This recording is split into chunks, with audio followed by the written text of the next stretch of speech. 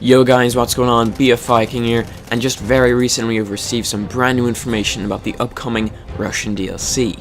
So starting us off, DICE have announced that the premium players are going to be able to play one of the new maps in August. The map we're going to be getting access to is called Lupkow Pass, and we have seen plenty of gameplay of this map as a lot of the bigger Battlefield YouTubers have uploaded lots of gameplay. As you can see on the screen, we have also got a pretty good overview of the map that we're going to be playing on.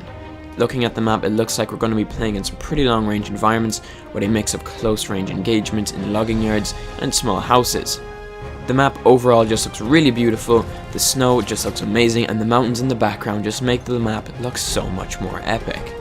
There's also a large variety of weapons to choose from in the new DLC, including a new double barrel shotgun, a new badass LMG, and a new full auto SMG for the medic class, which you've not yet seen before.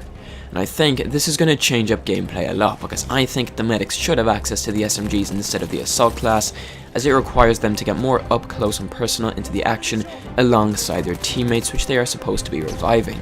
But from what I've seen so far, it looks to be a very good addition into the game. We also have some pretty big changes in regards to the cavalry class. You can now equip a lance and charge people with it, just like you would with a standard bayonet charge, and just by looking at it, it looks pretty badass, and I cannot wait to be able to try this out for myself. We also got a brand new bomber in the DLC, which is really nothing special, but is always a welcome addition.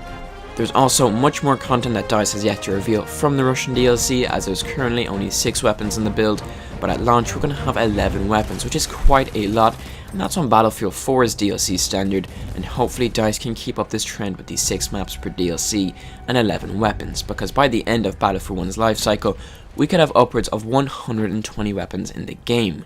DICE have also yet to reveal the new elite class on Behemoth. I have absolutely no idea what these could be, but I have a feeling the Behemoth we'll be seeing is going to be water based. So, let's take a look at those brand new weapons. Starting off, we have the double barrel shotgun, which comes in 2 variants. We have the slug and the factory variant. The slug variant will obviously be better for longer ranges, but it's going to have a lot more recoil and a longer reload.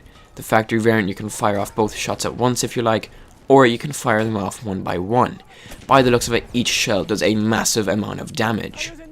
Moving over to the new LMG, the M1914 Parabellum, which has an insane rate of fire, which makes it a good contender with the SMGs in close range. It also has a very large magazine capacity of 100 rounds, and a high side-to-side recoil, but it has a built-in bipod. Next up, we have the Fedorov Avtomat, and this weapon is the first of its kind. It's an SMG, but not for the assault class, it's actually for the medic class. The Fedorov Avtomat has a slow rate of fire with a high recoil, which makes it harder to use at longer ranges, but deals a large amount of damage, and plus it has a 26 round magazine.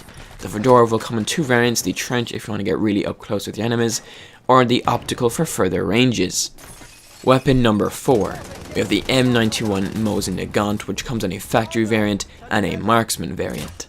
Nothing really special about this sniper, it is a 5 round internal magazine, and from the looks of it, it's going to perform similar to the M95. Then we have the Nagant revolver, which is a 7 round revolver, which has a very fast rate of fire, which you can get all 7 of those shots downrange very quickly. Glad we're getting a new revolver in the game, as I really don't enjoy any of the current ones. After that, we have the C93 Silence, which will be a tanker and pilot weapon only. So those are only a handful of weapons coming to the Russian DLC, as it's still only in its early ages of development.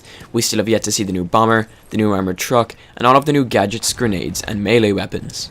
So guys, by the looks of things, the Russian DLC will have plenty of content to keep the community interested for a good amount of time, and plus we're going to be getting one of the maps in August, so that will hopefully break up the wait until September. Anyways guys, let me know what you think of the Russian DLC and Lupkow Pass. Will you be picking it up when it comes out? Let me know in the comments down below. Anyways guys, if you enjoyed the video, make sure to leave a like. Thank you so much for watching. Hope you're having an awesome day, and I'll see you in the next Battlefield video.